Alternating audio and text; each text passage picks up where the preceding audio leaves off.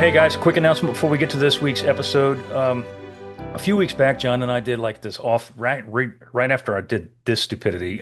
John and I did an off the cuff episode where we were just shooting the breeze, and apparently you guys really liked that. So John and I kicked it around. I think we're gonna try and do it like a monthly thing. You know, as everybody knows, we record these way out in advance, so it's kind of hard to keep up with questions or comments or whatever.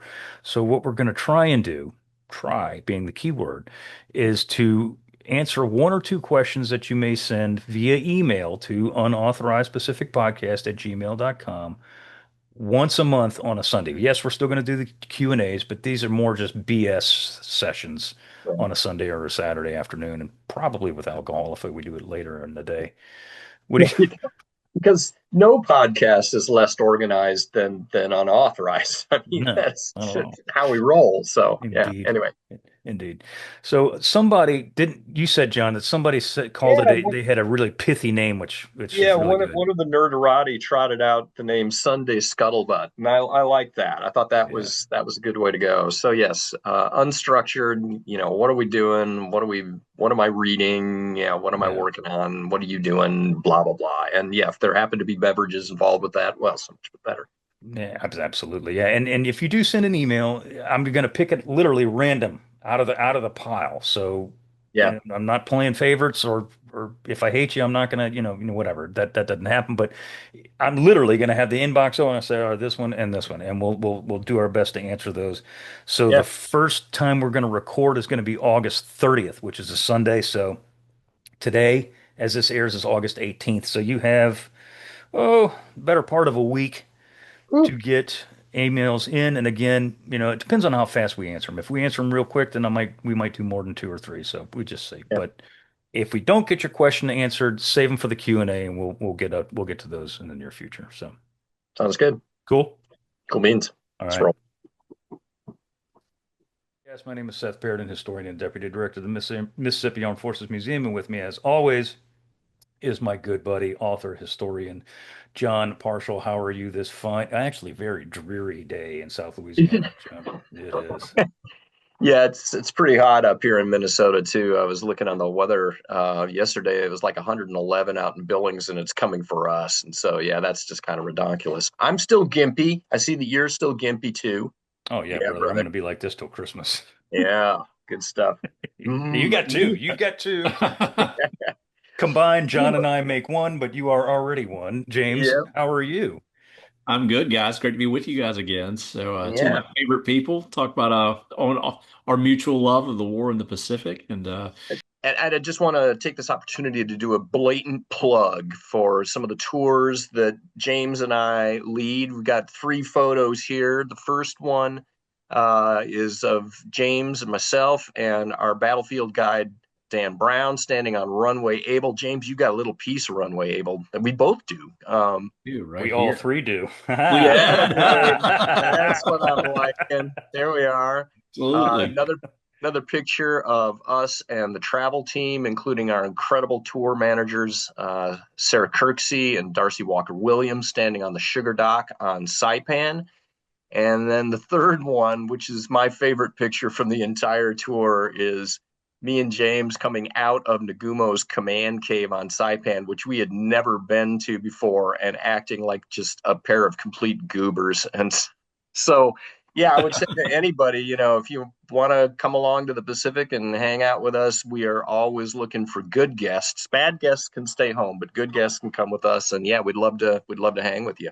So Absolutely. Those tours are so much fun. I mean, it's yeah, just the getting to see, the caves and I mean, Mount Tapachau or our swim out to one of the tanks. I mean, yeah, it's just, it's a good it's it's a good such an time. adventure. And then, of course, there's always the evenings when we all get together, have a few cocktails, and sort of talk about what is just. I mean, because the Marianas is just such a pivotal part of the Pacific campaign. Yeah, Here we are in the heart of it all. It's just yeah.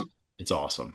And So, just some of the loveliest people I think on the planet too. The people in amen. the Marianas are just absolutely as friendly as they can be, just so nice. So anyway, And some of the most beautiful territory on the planet as well. It's Oh just yeah. absolutely gorgeous out there. Tinian is lovely. We get to go to our favorite restaurant, the JC Cafe, which is just Best on Awesome. earth, man. I mean, it's Yeah. yeah, we go there after a long day of trekking around, go in there and you get, an amazing lunch and a cold Corona. I mean, you just can't ask for better Hell yeah. for better history tours than that. And It's so the Go bomb. for a and cold you're on Yeah. the edge Corona of the right earth about out now. there. So Yeah, for yeah. sure. Speaking of Runway Able, that kind of segues nicely into our topic today. James, you have a brand new book coming out. I do. I do. And before we start on that, I got to give a plug for my two buddies here. And I see Okay. 1942 behind you, John. And you got to get a bigger copy so it's more prevalent than that. But I want to say to Because everybody that's who's not big watching, enough. that's no, oh no. We know how big that book is, but like we need a bigger like plaque behind you. Like your whole backdrop needs to be that. Up a And I want to wall. say for folks who are watching this who have not bought it yet, you're being totally derelict. Go pick up your copy of 1942. I had the opportunity to read it in advance with many of John's famous Mai Tais, which is the absolute best way to do it. But you need to go do it.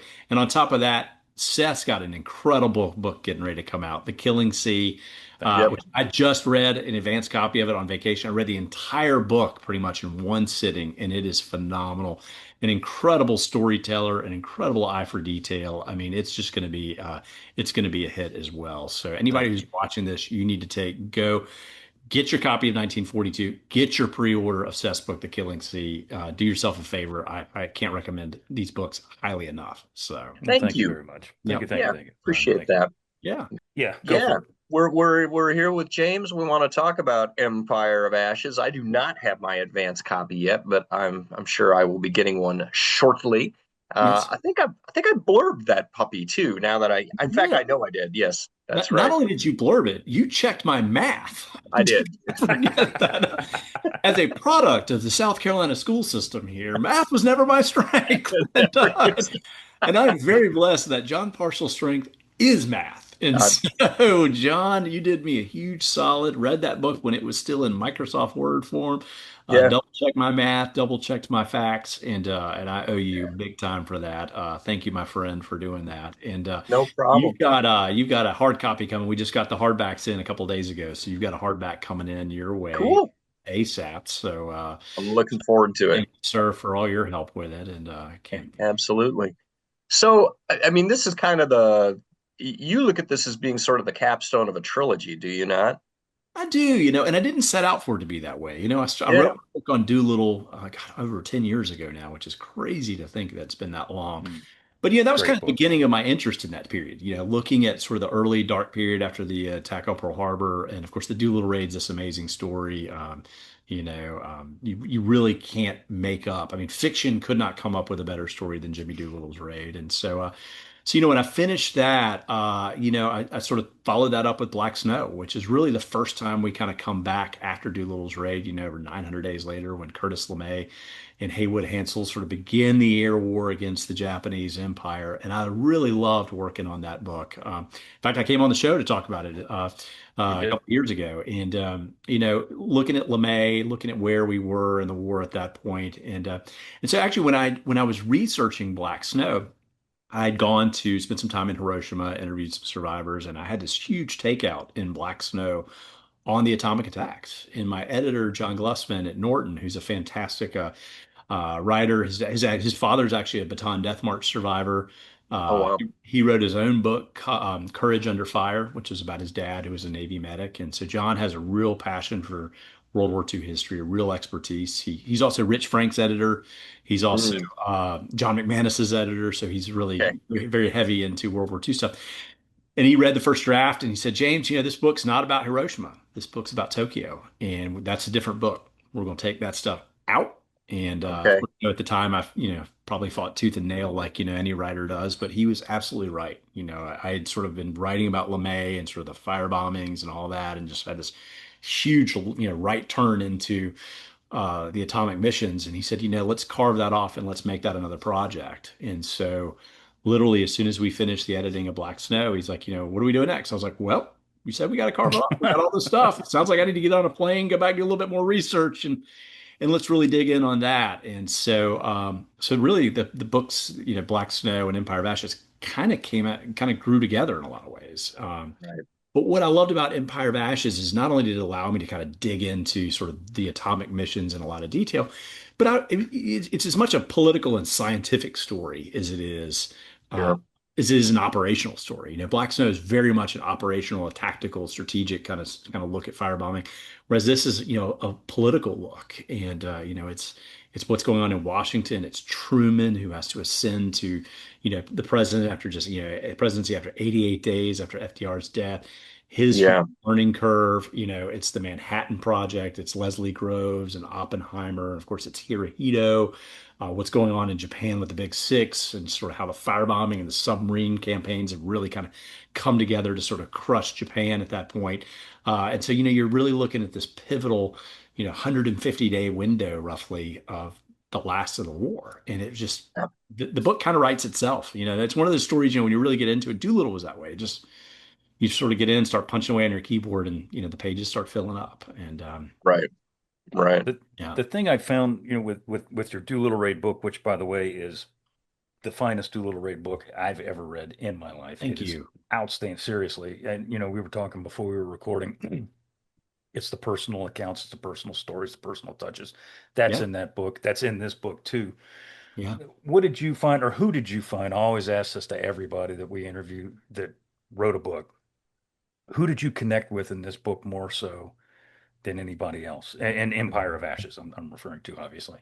I'd say there are probably several. I enjoy digging into Truman, and I find Truman to be a really fascinating figure. And fortunately, there's a huge paper trail on Truman out at the Truman Library. Right. His personal letters. I mean, there's just, his relationship with his wife. I mean, he's just Yep. sort of, he's such an unlikely figure to kind of rise to the level that he does. I mean, you think about this guy, particularly when you go and you read his letters during the time he lived on his parents' farm, which was over a decade. And here's a guy who's castrating hogs. He's getting up before dawn. His whole world is this 1 square mile of Missouri earth. And then Right. so, you fast forward, and here's a guy who's going to very rapidly ascend through county politics into federal politics to the presidency at this pivotal moment Yeah. of American history. The thing that's I don't want to say humorous, but it's odd, and that you just made that comparison, of Harry S. talking about castrating hogs and living on a Yeah. farm and being this, to an extent, a backwoods country boy. Yeah. Yeah. And then he's taking the Oval Office from a guy who was the complete opposite of that. Totally. Right. And as you say, I'd argue the most pivotal time in modern America and modern world history, honestly, because I mean it ushers in the nuclear age, obviously. But I mean Yeah. it's this flip-flop from, you got this polished politician, FDR, professional politician, to Harry. You know? Harry. Yeah. Right.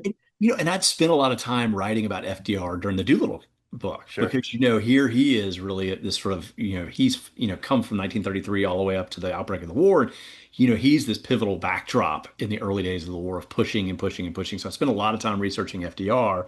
And then the flip side of this is I'm digging into Truman. And it was, I mean, you could not pick two guys who are more opposite. I mean, you got Yeah. FDR is a product of Groton, he's a product of Harvard. He spends his summers in Europe. His family has, oceanfront properties, and you've got Truman. And one of the things I love about Truman is he was such a country boy that even his wife's family from Independence, Missouri was like, he's not good enough for us, No, And I, it's I like, really I enjoyed that aspect too. You were writing about the courtship with his yes, wife, and yeah, for years, her parents are like, I don't know about this guy. I think he's a no, he's a country boy. He's kind of this hick, he's out there, yeah, like living on the farm. And it's funny, he's going to rise from being not good enough for his wife's family to being, you know, the president of President. the United you, States. He's got no college education. right, He's just, he comes from the school of hard knocks and hard work, and he's tenacious, and he's, and I think, when he does come into the White House, he comes in understanding. He's terrified. He's not up to the job, and he's taking yes, briefing books home every day and wears his eyes out.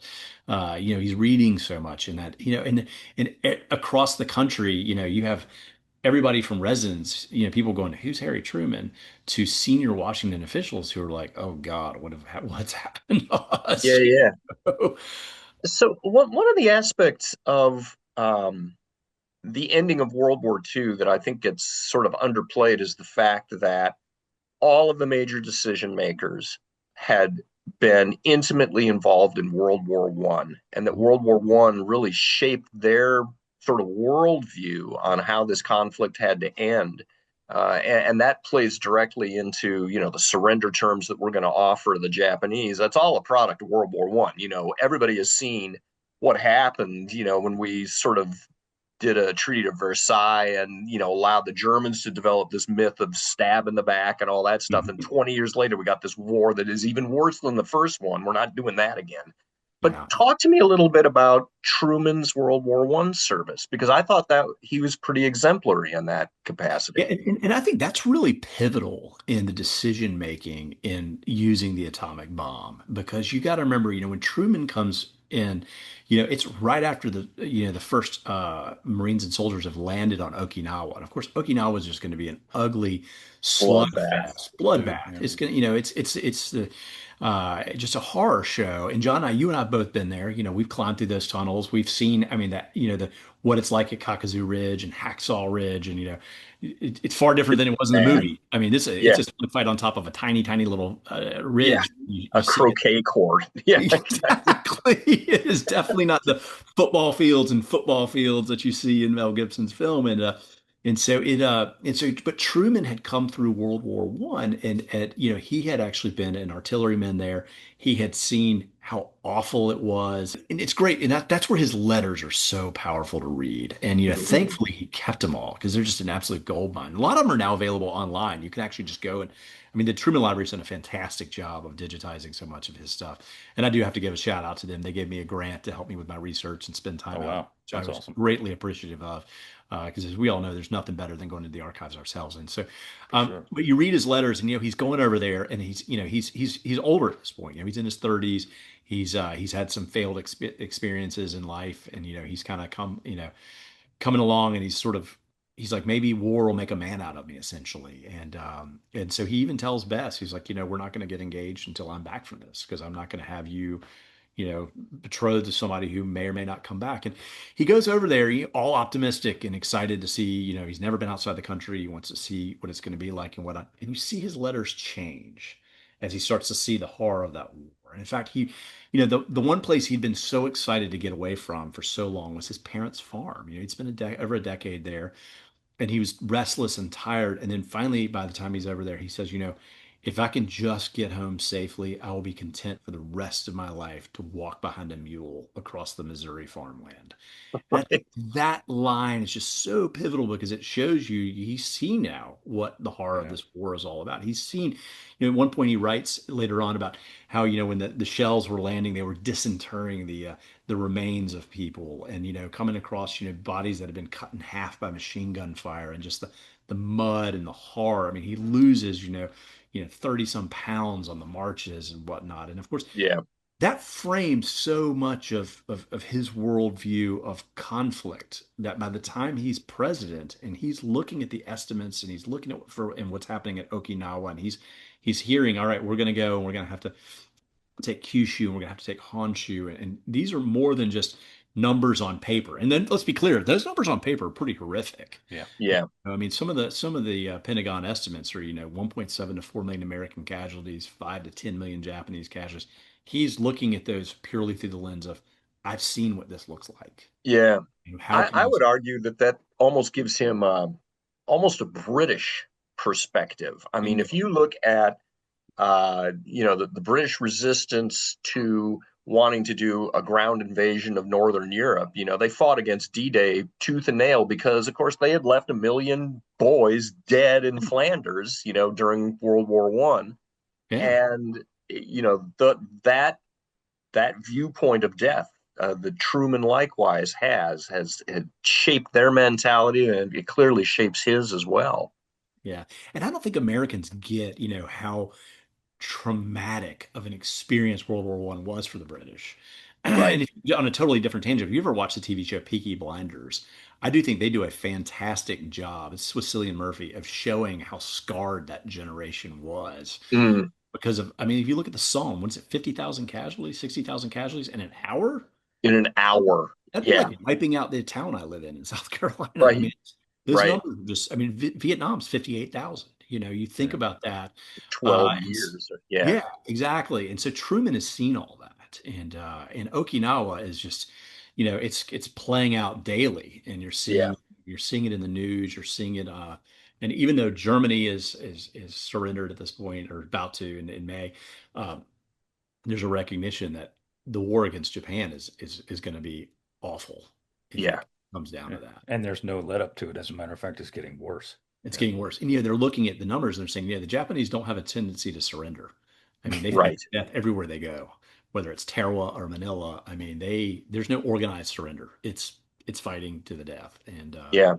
And you're coming now for the homeland. You're going to be fighting grandmothers, you're going to be fighting children. I mean, what's that going to do to the American Marine or the American infantryman who's going to have to come ashore and shoot teenagers or shoot Right. elderly people? I mean, you're going to Yeah. Kids and traumatize. women and yeah, all that stuff. And they'd seen that on Okinawa too. Yeah. That And tactic, if you will, had already, shown itself multiple times on Okinawa, and and they you'd already seen what it would do and was doing to American servicemen mentally, Yeah. having to shoot women and children because Yeah. they're Non-combat. yeah, Yeah. it's Casualties in that wrecking battle these just people. through the Yeah, it's roof. wrecking Yeah. them. Yeah. Yeah, what is it? It's something like 25,000 we had casualties for mental fatigue and Yeah. coming out of Okinawa. And I remember, when I was working on the book on Manila, one of the generals, I can't remember which one it was in his diary, after they finished Manila, he said, "Is this what it's going to look like if we have to go into Tokyo and Hong Kong and to take these cities back? I mean, are we looking at, we've had this urban war example, and now we've had the island war example. I mean, Yeah. literally almost back to back, Yeah. Manila's February, March of January. 45, Okinawa's April, May, June. So Yeah. you know, it's an ugly picture. It's a really ugly picture. Yeah. Yeah, for sure. So obviously, when Truman and I love the way that you sort of set things up with FDR's death Hmm. and just how profoundly that shocked Truman too. He had no idea that that was coming. Hmm.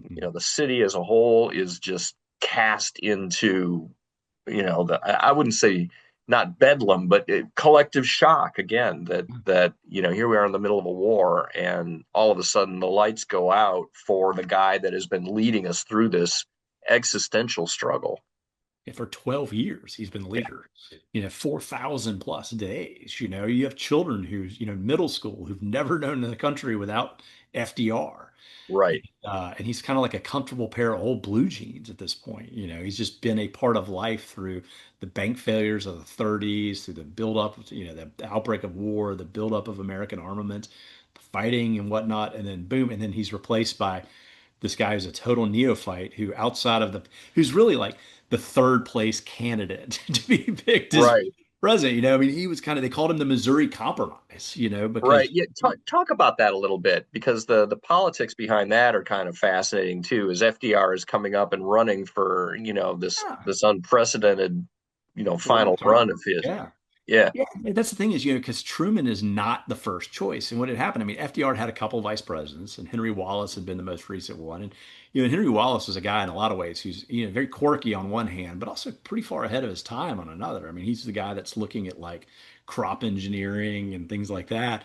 But he's also like plays with boomerangs and dabbles in like mysticism and whatnot. And so and I think there was a sense in sort of the staid Washington Democratic circles that this guy is just he's too out in left field Right. to and everybody knew the backdrop of that last elections. Everybody knew FDR was in bad shape. I mean, they knew that whoever they were picking was likely going to become president. So the stakes were so much higher. Yeah. Uh, and so you've got, and so they're really looking at like, all right, this has got to be a co-president in some ways, even though Truman never acted like a co-president during the 88 days he was there, but someone who's going to ultimately fill those shoes.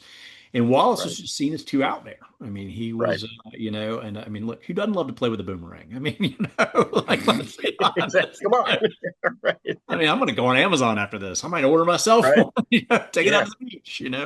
And but and so then you had Jimmy Burns on the other hand, and Jimmy Burns is this just wily, Southerner. He's from here in South Carolina. He's from Spartanburg, which is where I went to college. I've been by his house there in Spartanburg. but he's this just wildly politically savvy guy. He's been a Supreme Court justice, he's been a senator, he's been a congressman, he's been basically everything you could be in Washington under the sun.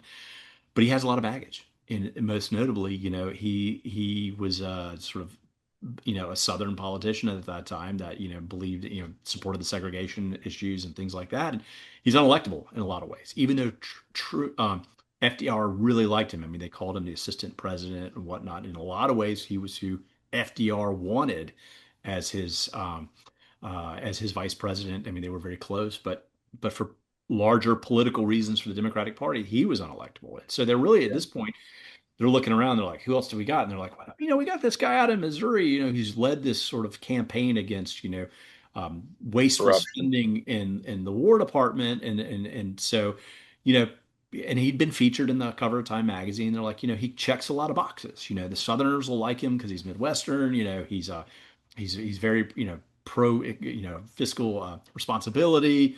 He's likable. I mean, let's be Yep. honest, the guy's very friendly and whatnot. I mean, he wears bow ties and two-tone colored shoes, and he's a quirky dude in some ways, but Yeah. he's a rural farmer. He will capture that whole vote. And so he's ultimately the Missouri Compromise is how he's Yeah. done at that time. And so he was seen as sort of the best, least distasteful person. And what I loved is when I went back and I looked at the media, the editorials and stuff like that from that time period. I mean, there was a real recognition that he was basically, we're just settling on this guy. Uh-huh. Does he really have the chops for it and all? And of course that reignites right when FDR dies. You go back and you look at the editorial pages, and there's this whole thing of like, oh my, now we're in it. We're going to Now figure we're in it. out whether or not he's up to it or not. Uh, Yeah. and so I, I, I was just sort of struck too by the profound humility with which Truman takes up that role. mm, That he is clearly aware of the fact that there are a lot of people that are skeptical of his abilities, and aware of the fact that, yeah, he's stepping into the shoes of arguably the A greatest legend. American politician of his generation. I mean, FDR was a very yeah, yeah, skilled, yeah, and yeah, as you say, Truman's totally. just a complete opposite of that. So Totally, yeah, and he's coming in at a complicated time. I mean, it's yeah. things are already moving in a very rapid progression at this point, and Truman is very much aware. I mean, if you look at his diary, if you look at the things he's saying to his aides at that point, I mean, it's there's a real sense of, I mean, he's praying he's up to the job, and a lot of FDR senior aides are very doubtful of it. I mean, they're just, he's got this political resistance coming in. There's just skepticism on all sides. Yeah. He understands that, and I think that's where he does what he does best, which is he just throws himself into the job. I mean, he's got He tremendous work ethic from being a farmer. He's used to being up before dawn. He's used to working, yeah. 14-hour days, and boom, that's what he's going to do. He gets a lot of help though. He does. When Truman comes into office, he gets a lot of help. One of the guys that actually was going to leave, as you know, is Leahy. Oh yeah, After FDR, Leahy wanted out. He was old, and when FDR goes, Leahy's like, time to go. But yeah. but Truman kind of massages him to stay because he realized how much Leahy knew and mattered, and how much FDR relied on Leahy. So To Truman had a ride lot of herd over the combined chiefs, if not, or the joint. Yeah. but just as an advisory role as well, a Yeah. military advisor, and I mean, One talk of my about favorite that relationship there, James. One of my favorites too is, of course, when Truman gets picked to be the Democratic nominee for vice president. Leahy's the one that famously says, "Who the hell is Harry Truman?" I mean, Right. like, Yeah. Yeah. he's like, what? And of course he comes Who the in, and hell is this guy? Yeah. yeah, who the hell is this guy? And Truman very early on immediately says to him, "I want you to stay. I need you to Right. stay." And Leahy says to him, like, "Look, I'm going to tell you what I think, and whether you like it or not." And Truman's, he understands he knows what he doesn't know. And And he says, and I need you to stay and do that for me. exactly. Yeah. That's a beautiful part of that is as Leahy said that, like, I'm going to tell you things that you probably aren't going to want to hear. And Truman's like, please do. Yeah. Right. Yeah. Please help Right. our brother out. Please Help do. a brother out. Yeah. And, Exactly. and it's not just Leahy. He also gets Yeah. Burns. And Burns is super chafed at this point. And Burns, feels like he's been abandoned by FDR. And so Truman reaches out to him and says, I want you to be my Secretary of State, and I need you to be really, in a lot of ways, my main political advisor. And of course, it's going to be Burns who ends up on the interim committee for the atomic bomb, who's going to be Right. tapped in, all the way through that. And Burns, of course, is this wily political fixer, and Truman recognizes that, but he also knows he's going to need his mojo to help figure out the ways around Washington as commander in chief. And so he's very strategic in who he picks like that to Yeah. hang tight. And but they're key people that play a vital role in the end of the war. So talk to me, by the time, and I do want to ask about just sort of the circumstances about Truman being then read in on Mhm. the bomb project. And also, then I want to segue and actually talk about where the bomb project is at the time that he ends up taking over. So maybe you can Yeah. riff on those things. And we got to talk about Leslie Groves, who's one of my favorite Yeah, people. yeah. Got to talk about him for Got to talk sure. about Groves. And so yeah, so Truman kind of comes in and he's sort of brushed up against the atomic bomb during his efforts with the Truman Committee. He had he had investigators, they were getting reports in of, oh, well, this is going, this project's going on here, there might be mismanagement, what's going happening. And so his investigators run into that with Hanford. And of course, Hanford is the big plant out in Washington State where plutonium was manufactured.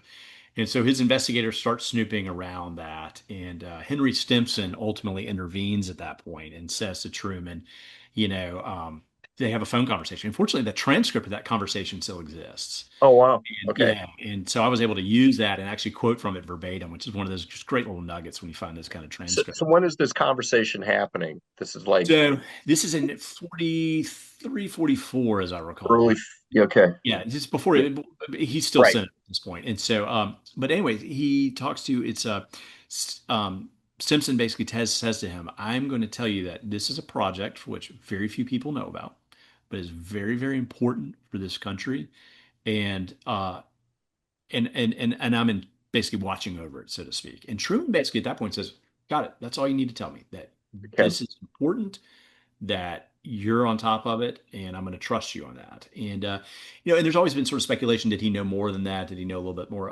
Dennis Giangranco is doing some great work on that as well. I give a shout out to Dennis; he's fantastic in his research as well, and graciously read an advanced copy of my book too. And Mm-hmm. he's really digging. He wrote Truman and the Bomb, and he's really digging it. And he says he thinks Truman knew even more than that. Because Truman's really cautious when he writes his memoir, after the war, about kind of Ah, what he says publicly, what I think that's 51 when he wrote it. So, but the reality is, I mean, he does brush up against it on that. How much more he knew, that's it's open to kind of interpretation. exactly. And so, but what ultimately happens is once he comes in, Jimmy Burns kind of basically gives him the 411 and says, "Hey, man, this is a huge bomb project coming up." And literally the night after, or the night he's sworn in, Simpson says, "I'm going to need to chat with you here pretty soon about a pretty big explosive Say, project I'm working on." And then Burns kind of tips his hand a little bit to him. But ultimately, it's about 12 days or so after he's sworn in when Stimson comes to him and says, we need to have that talk now. And at that point, Leslie Groves is involved, and so they prepare a very detailed 24-page report that sort of outlines the totality of the Manhattan Project, which is astonishing to think that you could condense that entire thing into literally right, 24 pages. I mean, heck, I couldn't do it in the book. I mean, it's still I don't know how many pages in my book just trying to capture it all, but they do. And they capture the right, stakes of it. They capture what's going on with it. They also capture the big concern at that point, which is when we let this genie out of the bottle, What is it the going to world do? changes. And there's going to have to be a post-war structure for how we handle atomic energy. right. If not, it could be Pandora's box. And so he really gets kind of read in on it at that point. So Uh, this is now like late April of yeah, April 24th. 1945. Yeah, April Okay. 24th. And so he's read in on it at that point. And they're great accounts. Groves actually writes a whole memo afterwards about what the meeting was like. Do We've we got still have that 24-page document? Is that? Oh yeah, Yeah, absolutely. yeah. So, Yeah, oh yeah, yeah, yeah, yeah. Yeah. No, and that's the beauty of it. I mean, there's a lot of great documentation in telling this story. I mean, right. the files of the Manhattan Project and whatnot are really just they're terrific on that. So, but that also helps segue a little bit into Leslie Groves at that point too. Right. Yeah, let's talk about I General Groves. Groves is one of those figures that like LeMay. I really view those two guys so similarly, Yeah, in that you know, they're kind of underappreciated for the tremendous role that they played in the war. And I think, when I was doing Black Snow, I really spent a lot of time digging into Curtis LeMay, looking at, his personal military files, his personal letters, all of that. And I did the same with Leslie Groves. And of course, Leslie Groves' personal papers are on file at the National Archives, but he's been, people kind of forget about him. I will fall back on Oppenheimer, the film. Yeah. Fantastic film by Christopher Nolan. And I've already got my tickets for the Odyssey this weekend for my wife and son. I'm very excited to see that. But Oppenheimer gets elevated to this far higher Right. role. The right. reality is it's Leslie Groves. Right. He's And riding it's herd over everything. everything. Yeah, Yeah. Oppenheimer is just kind of, they're essentially the three atomic cities, and Oppenheimer only runs one of them. right. Granted, it's like, I, oh, we I, got to cobble everything together and make the bomb, but like the reality is, he's no more important than anybody else. It's Groves who is the conductor of this symphony, who's got to well, move mountains literally to make it happen. yeah. And, It's just from a pure budgetary standpoint, if you do, the breakdown of the costs in the Manhattan Project, only 10% of the costs are going to paying for the scientific team. yeah, 90% of this is all about building the factories to refine the uranium and plutonium. And it is an industrial effort, first and foremost, is totally, really the nature of the beast, which exactly, and it's all Groves. that's That is all grows. he not only had to manage the construction of it, he had to then manage, all the chemical companies that were involved. I mean, the engineering companies, the scientific communities. I mean, it's like, Yep. I mean, Oppenheimer's really just kind of managing the scientists who are working on things like ballistics and triggering mechanisms and things like that. Groves literally is moving mountains in Tennessee. I mean, Yeah. building, I mean, 1 billion of the $2 billion just goes to the project out in Tennessee. I mean, the city that they had to build there, and all that. And, the one thing I will say about Groves, and I loved writing about it because he's such a colorful character. He would have loved the fact that Matt Damon played him in the movie. Uh, because he did. Everybody who ever worked with him said he had a huge ego, and he Right. was a huge dude too. Yeah. People, He was a big man. yeah, I mean, his weight fluctuated anywhere from 250 to 300 pounds during the war. He tended to he wore his uniforms a size larger, and he overly starched them to kind of hide his girth. And then he would Yeah. pull his pants up really, really high. And so when you actually look at a photo of Matt Damon in uniform in the movie, and then you look at Groves, you're like, one of these things is not like the other. That's And, beautiful. but Groves had this huge ego, and people who worked with him, they either loved him or they hated him. And those who Right. loved him, And sometimes both. I both. mean, And it was yeah, more like a respect love versus like, oh, he's on bingo. the business card list. It was more like that. There's that famous quote from one of his underlings. I use it in my book, and you used it in yours too. That yeah, he's the biggest son of a bitch I ever knew, Yeah, but he was also the most competent person that yeah, I ever knew. And that I couldn't stand him, but if I had to do it all over again, I would pick him, and I would pick the job that I did, just yeah. because decisions got made, and he He knew what got he it was doing. done. He Yeah, got it done, I mean, he really was, and that's the thing. And he was a taskmaster. And what's amazing, so he didn't drink, he didn't smoke. I mean, these were out of line in the 1940s on that. But he right. loved chocolate, Chocolate and bars. he kept that chocolate in the safes where he kept the atomic secrets, and he would munch on that all, That's why he and was then 300 pounds. Yeah, exactly, but he just and he went to MIT. I mean, he had the super intellectual smart. horsepower. He didn't take any vacation during the war. I mean, he worked relentlessly on this. And Yeah, A lot like Admiral it's King. funny. I love the yeah. scene like when the night before Trinity, and the weather's all disastrous or whatever. He literally spends that entire night managing Oppenheimer. I mean, he's Mm, going to make sure that this scientist does not melt down. And he's like, I mean, so he literally had to be a babysitter right. on top of all of that. And yet Oppenheimer gets the film. Yeah. Come on. And Is that fair? that's not And fair. And, yeah, and Oppenheimer, he dabbled in communism. He has all this like creative stuff. And he kind of, whereas Leslie Groves is like, who wants to watch a 2 hour film on an engineer that got shit done? I mean, yeah, yeah. like, Right. That's I exactly. would. I'd watch that. But this points to a sort of a parallel truth that we look at the Germans and they had a bomb program, and of course there's been a lot of post fact or post war, oh my God, the Germans could have the Germans never in their wildest dreams were going to be able to build this weapon because they just didn't have enough money Yeah. to throw at the engineering. I mean, Yeah. because again, this is fundamentally an engineering and manufacturing exercise. And I don't care how freaking brilliant the German physicists were.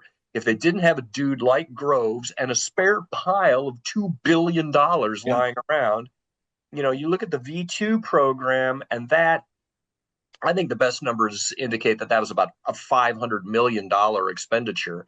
And that was absolutely the most money that the Germans could have thrown at something like this. And I'm sorry, it's just not, that isn't enough money. You don't get to have a bomb. It's No, just kind of how it. no. And this thing is like, I mean, if you think about like when Groves had this great quote, he said, look, he told everybody, he said, if you come to a fork in the road and you're like, do I go left or do I go right? He goes, you go in both directions. Exactly. We will pay for it. Like if you go left and in a year we discover you went the wrong way, we've lost that time. We will throw the Right. money at it. And if when you really start looking at what it took to build Oak Ridge, what it took to Yes. build Hanford, I mean, they weren't just like, oh, we need some factories and all that. They built cities. I mean, and these were like sizable cities. I mean, Oak Ridge was like one of the biggest cities in Tennessee. I mean, they had to build sewer systems and electrical plants and plumbing. They'd have grocery stores and typewriter repair Yeah. shops and modeling shops. I mean, then you had to just bring in all of these people and then keep them working and keeping them happy. I mean, it's an astonishing project. Yeah. And I mean, just throwing buckets and buckets of money at them to make it happen. And hey, dude, they were right. I mean, Yeah. if anybody could have pulled it off, it was Groves. Yeah.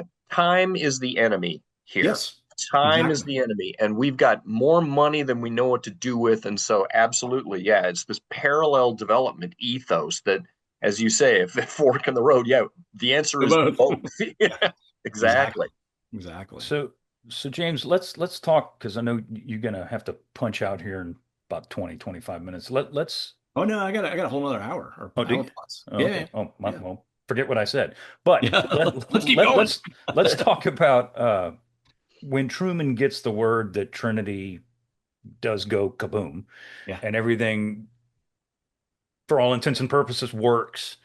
Let's talk about that message, what goes on there, because that's a relatively famous episode, when he gets the message and it's like, oh, hey, it worked. Yeah. Eureka, it Yeah. worked. And Hallelujah. then what Yeah. goes on after that? Let's talk about that. Go for it. Riff on Yeah, that. yeah, yeah, right. So of course he's out. He's in Potsdam. He's out there with Churchill initially, and then of course Churchill loses the election and then gets replaced. But all that key stuff takes place while Churchill's really still there, and of course Stalin, and he's out there for the first time meeting these world leaders, and of course all this action is taking place back in New Mexico, and they're anxiously awaiting word of what's going to happen with this, Right. and so of course when news arrives, and of course Groves punches out this amazing report, and I've got a copy of it. It's basically just taking what happened in New Mexico and taking snippets from people who had actually watched it, because I mean when I was writing that chapter on Trinity, I mean the testimony that still exists of the witnesses is just astonishing. I mean, just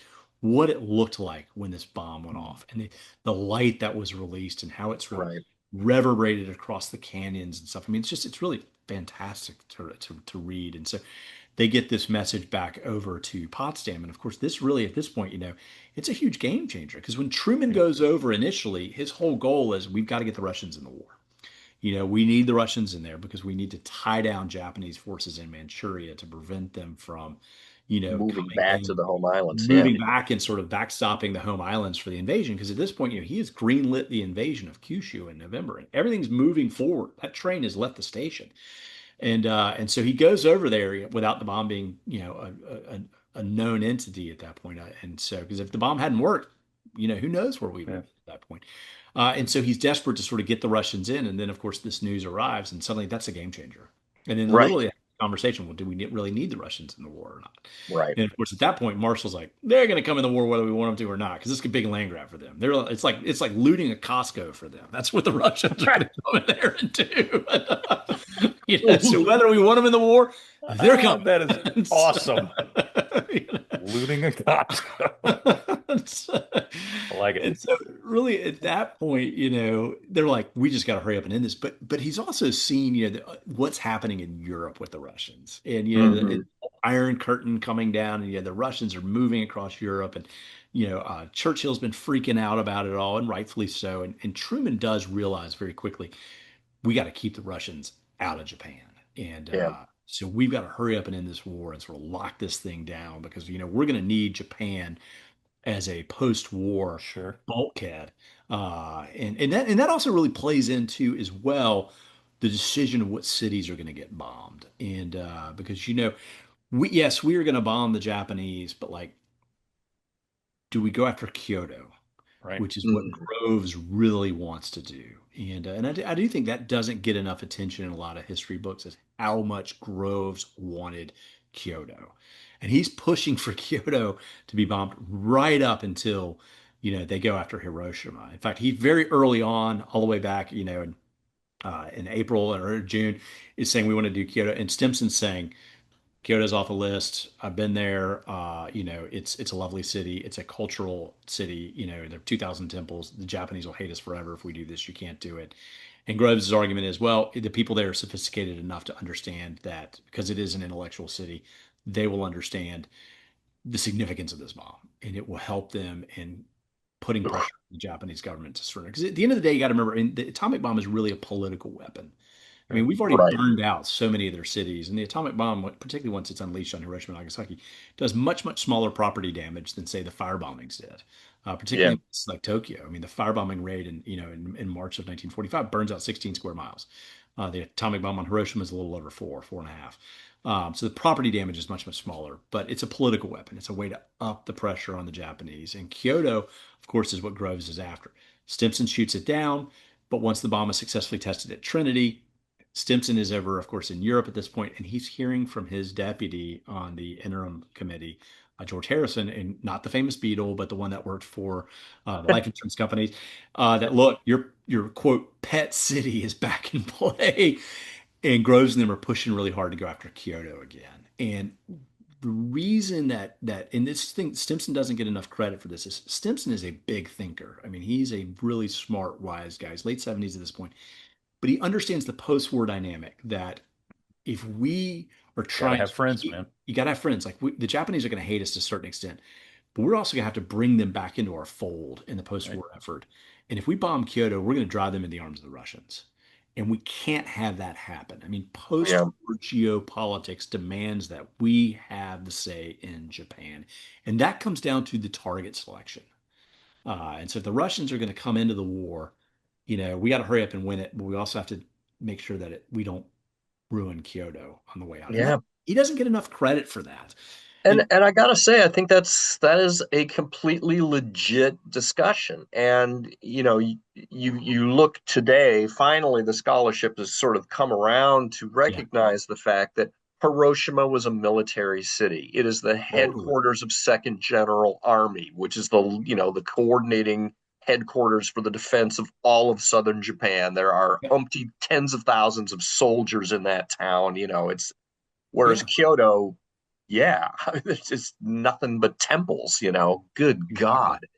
Exactly. And Yeah. and so no, Stimson is right with that. I mean, it's he's very much spot on with that. So his eye is not only on winning the war, but it's on the post-war. And Right. of course, he spent a lot of time on with the interim committee, so he knows, reading over their materials, like a lot of the interim committee is how are we going to deal with atomic energy after the war? How are we going to set up an international framework? And so he's really smart on that. So that gets back to the whole Russians and the Russians coming in or whatnot. So it's like, we want to keep the Russians out of Japan. We don't want to have the same problems that Europe is having with the Russians trying to influence Poland and Right. Austria and everywhere else. We want to make sure we keep Japan in the sphere of influence for the United States. So that's a big, big, big part of that. So Yep. dynamics that are playing out in Potsdam at that point in Germany. And so that's why it's such a fascinating period of time that, and of course, that's also when they're arguing over how are we going to have this warning to Japan? Yeah. Hmm. How are we going to have sort of the Potsdam Declaration, which is a key moment as well, because as Marshall told, Truman, he says, look, you drop this bomb without any warning, and history is not going to look at treat you me well. kindly. Yeah, you've got to give some warning. And of course, that then has been this sort of this backstory in and of itself as they've been negotiating on how to write this final warning to the Japanese, saying, surrender or else, Yeah, utter destruction. I mean, these are key buzzwords that mean, that don't say atomic bomb, but say atomic bomb. So, yeah, Yeah. yeah. Let's let's talk about the build up to the drop on the yeah, 6th of August, obviously. yeah. My wife's birthday, by the way, not 1945, but it's August 6th. But let's talk about the build up to the drop. Yeah, We all know the story of the mission. We know Tibbets and we all know that. But reflecting back on Truman, Groves, LeMay to an extent too, on Tinian, what everything that's going on there. Detail us the tension, the height of the tension, because I mean everybody's on pins and frickin' needles, yeah, Yeah, you know, about everything from whether the Enola Gay gets a flat tire to whether the weather is clear to whether somebody has a head cold. yeah. Everything is on the line that day or morning, as it were. Um, let's hear it. Yeah, man. No, it's huge, and that's why I love going to Tinian. And yeah, John, we've had this discussion many times. You and I have been to Tinian many times together. It's one of my favorite places in the Pacific to go because yeah. you're on the edge of the earth out there. It's Mhm. this tiny island, and of course, when you go out there today, the roads that you still travel on are ones that Are have the seen. roads? Yeah, Yeah, I mean, Runway Able. Now, granted, Runway Able is being repaved right now by the Air Force. Boo. I know, I'm just gonna say that. Boo. I know it's a for historians, because I mean, if you look at my rock here from Yeah, runway, you can see the coral and the yeah, asphalt. And that was the beauty of it is that runway is a primary source. That yes, runway was made from the coral that was mined right there on that island and then mixed yeah, in asphalt. And now it's just being a completely, it looks like a brand new freeway the way they've kind of gone over it now.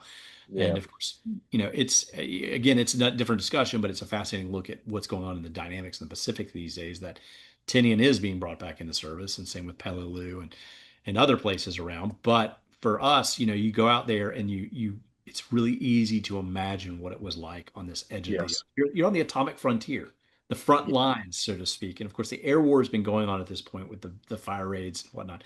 But there on Tinian, they've got their own little compound, and of course, right. yes, Indian is laid out to look like New York City, and of course, where the Manhattan Project guys were, they called it the Columbia University District, like right out of New York, and they're their own little compound up there. And these up guys in the are northwest corner of that island. Yeah, that's exactly completely, off, sectioned off, own off limits. security. They brought their own security over there. I mean, they're completely cut off, and but they're preparing for this huge mission, these strikes against Japan, and I always find it so amazing when you look back and you think that this first mission, is going to be trusted to a dude who's 30 years old.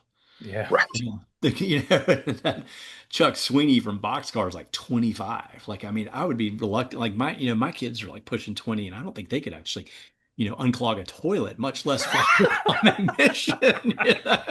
It's I like can, I assure you, but that's Yeah, neither here nor it's like, and yet, these guys are trusted with these there. amazing responsibilities. And of course, in the case of Chuck Sweeney, maybe they should have gone with somebody a little bit older, Yeah. but Hmm. yeah, a little older. Yeah, maybe his prefrontal cortex was not all the way there. Yeah, I don't know. A exactly. little But better decision there making. there is, I mean, there's just this huge tension building up at this point. The Potsdam Declaration has been issued to Japan. Of course, Japan is going to ultimately deny it. It's going to then kick everything from Europe out to Tinian, and that's when it lands squarely in Paul Tibbets' court. And he's out there, and of course, LeMay doesn't get enough credit, but LeMay plays a very big role in how these missions are going to play out. He's the one that says, initially they're like, we're going to fly these missions. We're going to need all these planes to fly and support and protection of the Enola Gay. And LeMay's like, no, you don't. You're going to just send one or two planes because we've conditioned the Japanese to weather Yep. planes, and they're not going to mess with one B-29. They're not going to waste the fuel to send up a fighter, when they're a Right, starved country for one B-29. They're going to assume it's just an American weather plane. And so, and not only that, what's even more important than that, LeMay is the one that pressures them after August 6th. The next bomb's not supposed to be dropped until somewhere like August 11th, August 12th. And LeMay is one that says, no, guys, you need to find a way to move heaven and earth and get that second bomb up and over Japan as quickly as you can, because you're going to be sending a message to them that we've Yeah. got umpteen of these things. Right. And You got he's to put exactly. the pressure on exactly them. right. And of course, had we waited that much longer, we would have lost the initiative. And of course, John, as you and I know and have talked about so often on this, is like, the Japanese, one of the arguments that the hardliners were making is there's no way they got more than one of these things, we'll just ride it out. But that back-to-back atomic bomb Yeah, just says, you know what? They may have a gazillion of these things and they may never invade now. The Army's right. argument that they're gonna, we'll get them at the beaches just becomes moot. Maybe the Americans just say, you know what, we're just going to annihilate everything. We're going to turn you into an atomic wasteland. Uh, Yeah. and that plays a Well, really key role. The psychology plays a it's key. it's it's huge. It's huge. And the most important mind that needs to be changed, of course, is Hirohito's. Yeah. And I find it fascinating that we've gotten these recent diary translations from Foreign Minister Togo's Hmm. diary that he kept at the time. That when he debriefed Hirohito on the 8th, the morning Yeah. of the 8th, and lets Hirohito know that we now have conclusive proof from our team that went up to Hiroshima that yes, this was in fact a single atomic bomb that laid waste to this entire city. And Hirohito immediately appreciates that obviates Operation Ketsugo, this Oh, fight yeah. on the at the beaches. That yeah, the Americans can now drop atomic weapons on our troops, and there's no reason for them to come ashore. So yeah, that whole strategy just goes out the window, and it's at that point that Hirohito recognizes this thing is over, and we got to get this thing over as quickly as possible. It's crucial. And of course, at that point is when Japanese bureaucracy fails. Right. Because it's like, we just got to schedule a meeting. Well, I'm not available until the until the ninth, Right. and they're like, I've basically got a thing everybody's at like, eight. the most consequential bomb in history has been dropped on one of your cities, and you can't get six dudes in a room together to have a Yeah. meeting until the ninth. I mean, it's like, Yeah.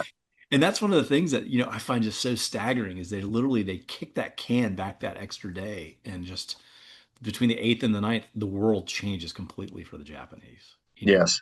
Do come into the war at that point. Then Nagasaki gets bombed, and it's of course, and the thing I always think, people always love to say, well, it's really the Russians that came into the war that were the reason that the Japanese surrendered. I'm like, absolutely not. And No. if you No. really, and that's one of those sort of myths of it all. If you look at the history of 1945, they knew the Russians were coming into the war. As soon as the Russians didn't re-up the neutrality agreement Yep. in April, Right. they're like, at that point, they're just showing all their cards. We're not going to do that because, we're eventually going to come into the war. And the Japanese were thinking, well, maybe, we've got, they had, there was a clause in that said, if neither party signs, they agree not to start action for a year. You really going to trust Stalin on that? I mean, Right. come on. Like, is that It's the like guy trusting you're going to Hitler. trust? And of course, at that point, then you got there, they're trying to send this envoy over there with Prince Konoye to like have this meeting, and the Russians are refusing to let you come. They're like, yeah, we don't really think you need to meet. They're stonewalling you. Meanwhile, you're looking at the international press, which shows Stalin and Churchill and Truman are all over there meeting in Potsdam together. And of course, I've seen the liquor bills that are on file at the Truman Library. I mean, they're buying vodka and wine by the crate out there. I mean, Uh, if anybody is reading the tea leaves, it's obvious the Russians are not going to help you out if you're Japanese. yeah. They've already signaled they're coming into the war. They're refusing to meet with your envoy. Your ambassador is lucky to even get a meeting with them. I mean, come on. Right. Anybody that truly thinks that the Japanese didn't know the Russians were going to come into the war just isn't looking at the totality of all the evidence out there. And we've talked about this before too. The Japanese ambassador out in Moscow, Sato, Hmm. has basically told his boss Togo, "You guys are being completely unrealistic, Yeah. and the very best deal that we are going to get to end this war is going to be unconditional surrender, perhaps modified by the retention of the imperial house. That is the best deal we're going to get." And when he sends that message back to Togo, of course, Togo is like, "No, that's completely unacceptable under any circumstances." Yeah. And yet, those are going to be the exact terms that they will end up accepting about 2 weeks later Yep. after we bomb them. Yeah. So And of course we're reading all that. And we're exactly, seeing, which our senior leaders are seeing that the Japanese are not willing to accept unconditional surrender. They're still right. So like, why aren't you going to continue to fight to the end at this point? Why aren't you going to drop the bombs? I mean, you're seeing the foreign minister of Japan saying, hands down, this is unacceptable.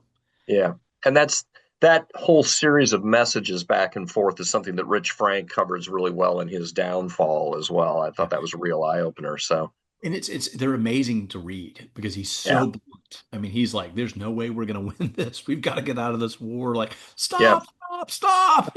Right. It's Right. like, and yet, Which then ends up, of course, colliding with the mentality back in Tokyo. You've got Army Minister Anami. yep. You've got his underling. Well, he's not an underling actually, and this is something that I'd sort of need to. Army Chief of Staff is not necessarily inferior to the Army Minister. In fact, in many ways, they would consider themselves to be quite the opposite. But you've got the two Army guys, Umezu and Anami, are like, no, we're not surrendering under Oh, any circumstances. And of course, they, in terms of a monopoly of hard ground power in Japan, I mean, the Army now has got it in spades because the Navy is basically demolished. so yeah, exactly. They've still got 5 million troops. I mean, they're still a force to be reckoned with. And Yeah. yeah. Speaking of the army, let's talk about the coup. Oh yeah. Yeah. That's some serious stuff. I think a Now, lot of people don't understand that, and they don't understand the severity of it and how, it's a how huge deal. touch and go it was there for a minute, Yeah, I mean, it literally. I mean, peace is not a guaranteed thing right? at all. No. Even though it has been decided, Even though it's been decided, I mean, you have these young fanatical Japanese officers who kill senior leaders and who literally storm the palace grounds. I mean, force Hirohito and all his aides into hiding. I mean, it's really like this, this 500-acre game of hide and go seek here on Right. the last night where they're like, it's so touch and go. I mean, like, what if they'd killed Hirohito at that point? Right. They were looking for him to take him into protective custody. I mean, Right. Right. and they were, Yeah. they were gonna, if need be, he'd be killed, and they'd pick one of his relatives to be the new emperor. I mean, so it's so touch and go. And of course, he's recorded this surrender speech on a record, right? and so it's they're searching for that record, which they very wisely have hidden in the one of the aid safes for the empress's office. But that record is just that 4.5 minutes are everything. That is the decision to surrender that's going to be broadcast. And they're trying to find it and destroy it. And I will say, one of the great things, it's this little museum in Tokyo, the NHK Museum, actually has that record on display there. And so you go That's there, and like, amazing. this museum's like this 4-story museum in downtown Tokyo. And of course, it'd be like going to a CBS or NBC museum. I mean, so you've got like puppets that were active on Japanese children's shows, all these kinds of things. But you go up to like the third or fourth floor, and in the far back thing, there's this record. And Wow. it's one of the most important artifacts of World War II because of Yeah. what it took to get Japan to the point for the emperor to record this speech. And then Yeah. that desperate effort to find him in that record and destroy it during this coup. It just elevates it. Of course, the Japanese have it like it's in the mop closet in the back of the museum there. It's like I love All taking right. guests there because I'm like, this is truly one of the most consequential, artifacts of World War II, and it's just sort of left back here in the back of the museum. But Well, yeah, yeah, that is kind of funny, yeah, which raises another sort of unknown character in that whole thing, which is General Tanaka, who is the guy that breaks up that coup. yeah, yeah, I feel like that guy doesn't get enough credit. He hears that the Imperial Guard has sent a battalion of troops onto the Imperial Palace grounds, and Tanaka used to command the Imperial Guard's division. Now he is the commander of the area army that oversees that division, and he like, oh, it ain't happening on my watch, and piles yeah, into a car at like what, 0300 or something, and yeah. you know gets over there. Well, it's funny because you hear he tells these guys like it's over. They don't do it. You would think in a coup situation like this, there would have been, but they would. Instead, these guys are allowed to basically like walk off. They go over and they try to like take NHK hostage, Right. prevent the release, and then eventually, they're going to later commit suicide that morning. It's like it's all in flux. It's this chaotic. Yeah, really chaotic. and it's set against this destroyed city. I mean, you got to remember at this point, 56 Yeah, square Tokyo miles of is a Japan wasteland. wiped out. Everything's in darkness because of night restrictions and things like that. You got 300,000 people living in the burned out ruins of it all, and you've got just this chaotic coup scene. And meanwhile, Nami's about to commit suicide at home. He's drinking sake, and he's doing all these things are playing out and yet here you have, Tanaka goes over there and like he tells these guys it's over, but they don't arrest him. They don't take him into custody. Yeah, That's and a part of me always wonders, there's always this tension between older officers and junior officers and things like that. And it's this weird moment in Japanese history. yeah. He basically just tells him, "Get out of here." Yeah, Is leave. kind of what you go home.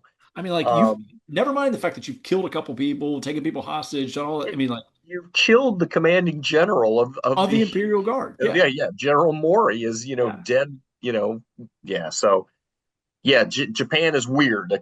That's sort of the underlying message there. It's just they don't think the way we do. It's just a No, very different culture. and it's a But I weird moment because I think everybody's kind of trying to wrap their heads around what's happening. Hmm. and Because and I think that's the key there, though. That's the key is that, it was teetering on the edge of disaster, yeah, and that one, what, couple 3 hours there, that literally everything that had been built up, everything from, the first inclination of the Manhattan Project to Trinity to, Truman and everything in between and dropping the bombs, it's all teetering on the edge of disaster yeah, right now yeah, by, from a handful of guys. yeah, and I think and people are still. I think one of the things psychologically, a lot of particularly the military leaders are trying to understand. I mean, the Imperial Army is about to go away. Hmm. It's once that surrender happens, I mean, it's all Yeah, over. And I think there's grief, there's shock, there's like, how do we comprehend this? I mean, and I think all of that factors into how everybody's reacting that night. Because it's like, yeah. Yeah, I mean, I'm is about it, to be out of a job. yeah, I'm about to be out Not of a only that, job. We're but about to be Seriously. defeated. I mean, like, I'm about to be a war criminal. I mean, Yeah, and that therein, I'm gonna yeah, I pay was the just about piper. to I'm gonna say. have I to mean, pay the piper. yeah, yeah, the Potsdam Declaration has made it very clear that there are going to be people that are going to be rung up and hung up as a yeah, result of what has happened in this war. So yeah, a number of these senior officers are looking around and like, "Ugh," we know Yeah. how this story ends. I'm gonna need a haircut and a nose job and a few things Yeah. to Yeah. figure One of out how those to get fake around. noses and mustaches. Just, Yeah, so, who's that guy? I don't know. yeah. Yeah, I never saw him before. Yeah. Exactly. Anyway. Yeah. Yeah.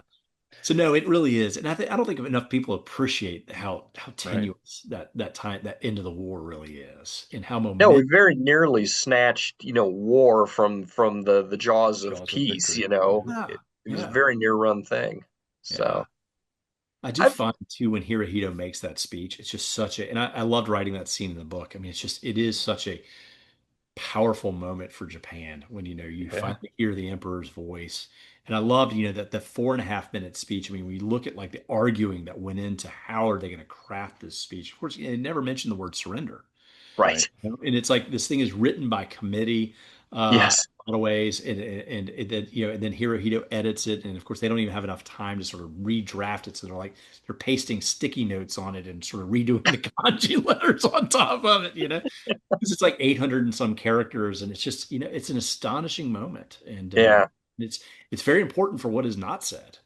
Right. It's not. I Yes. mean that they don't say that we surrender, and they don't really acknowledge their role in sort of starting the war and whatnot. It's the blame game begins immediately that it's not our fault. The Americans are the ones that had this new bomb, and they're the ones that have forced us into this. And I mean, it's just you're going to see that echo decades later in sort of Yeah. and how Japan views the war. Right.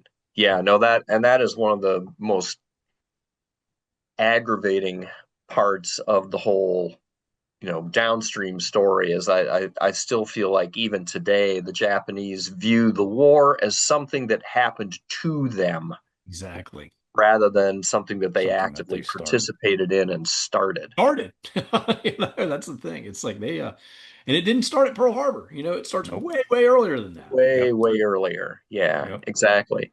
One of my American friends who lives in Japan made the comment that sort of an uncharitable interpretation of Hirohito's outlook on this whole thing was that Hirohito was scared of the militarists, and that's one of the reasons that he went along with the starting of the war Hmm. to begin with.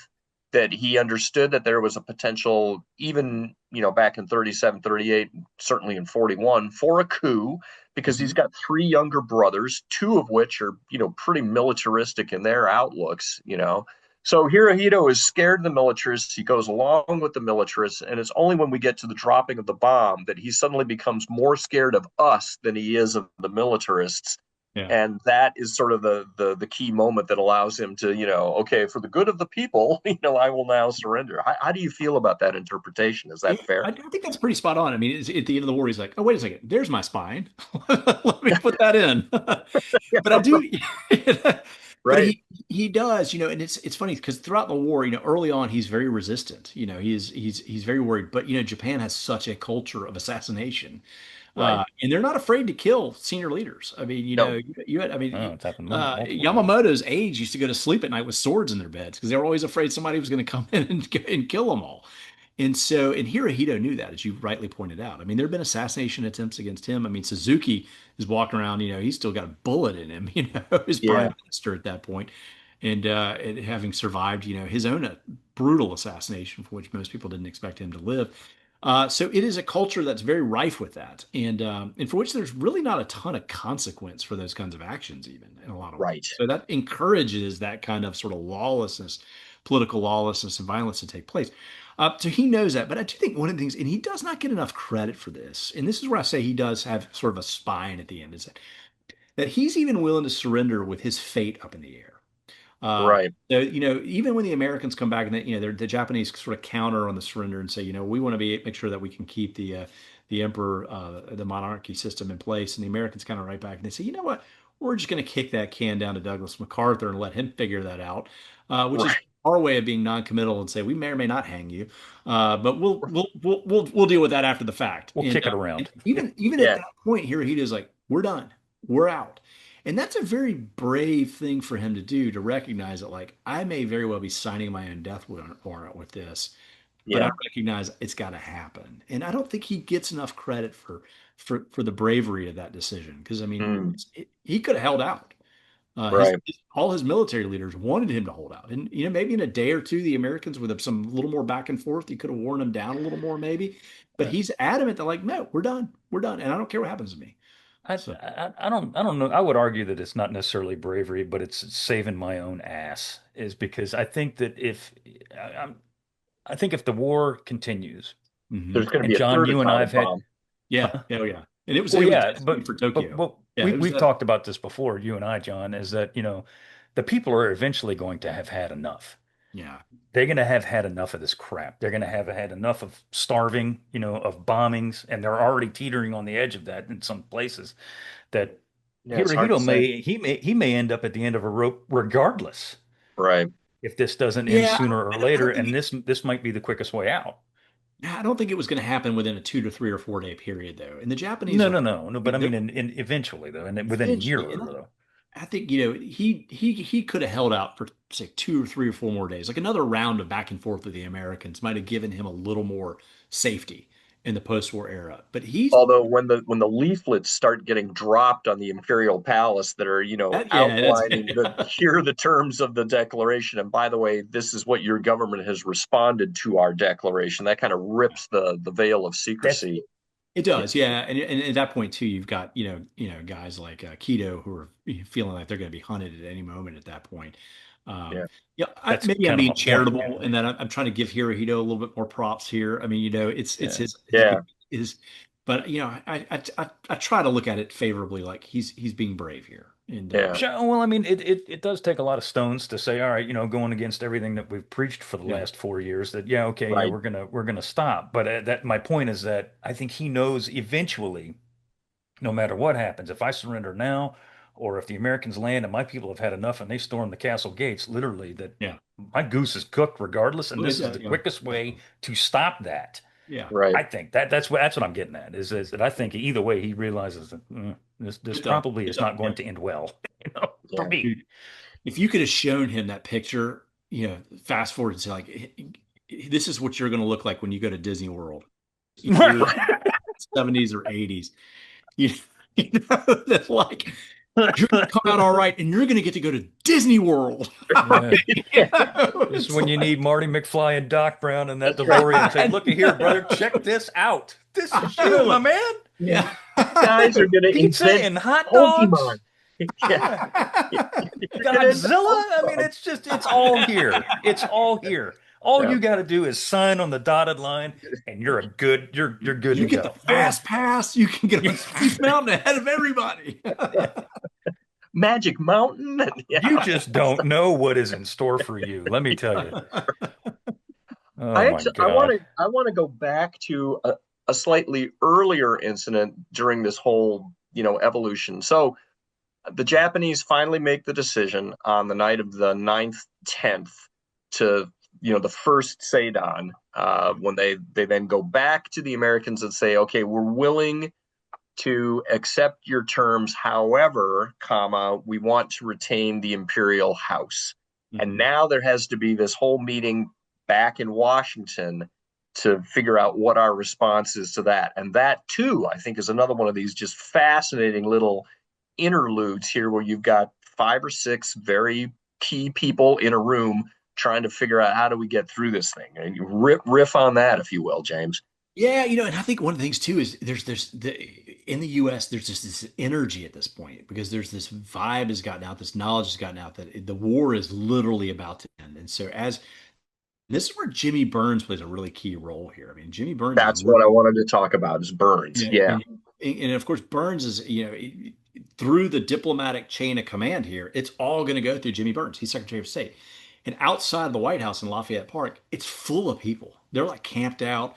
They've caught wind that it's happening. The reporters are crowding into the media room there at the White House. There's all this hope and anticipation that at long last this war is about to end, and yet it hasn't. And No. so and you've got this back and forth, and it comes down to Jimmy Burns and Truman kind of hashing it out as exactly what we're going to do here, or what are we going to take. And of course, they kind of Burns kind of pitches the idea, comes up with, hey, we're going to kind of push back on this, and here's how we're going to delicately say it, and then they have to sell it to the Brits and the And the Chinese Chinese. and the Russians, and of course, the Brits and the Chinese are like, go for it, we trust you on this, and but the Russians are like, I think we want this war to go on a little bit longer. Like, we're still in the electronic section at Costco. We're not done with what we're gonna grab yet, and Yeah, right. like we don't really Well, accept this. And and that's an important point that often gets lost is that Truman is very concerned that not only have the Soviets already gobbled up most of Sakhalin Island at this point, yeah, but they're very likely to end up in Hokkaido, the that's where they want to northernmost. go.